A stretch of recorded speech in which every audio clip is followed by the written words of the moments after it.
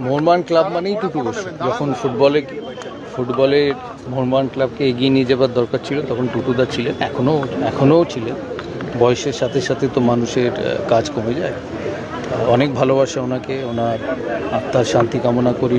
টুকলাই ওর পুরো ফ্যামিলি ক্লাবের সাথে যুক্ত। দেবাশিস দত্ত আছে। তাই মোহনবাগান আর টুটু বসু এক।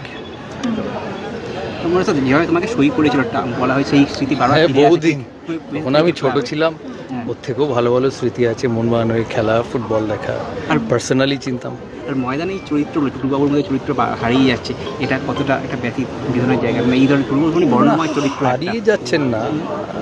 দেখো, সারা জীবন তো কেউ থাকবেন না। টুটুদা বলুন, পল্টুদা বলুন, কত বড় বড় ফুটবলার ছিল মোহনবাগান ক্লাবে। চুনি গোস্বামী, কত বড় ফুটবলার। সুভাষ ভৌমিক ইস্টবেঙ্গলও খেলেছে, মোহনবাগানে খেলেছে। ময়দান তো সব নিয়ে, প্লেয়ার, অ্যাডমিনিস্ট্রেটর সব নিয়ে। তাই খুব দুঃখের দিন আজকে। ওনার আত্মার শান্তি কামনা করি, but his contribution to Mohun Bagan আনপ্যারালড।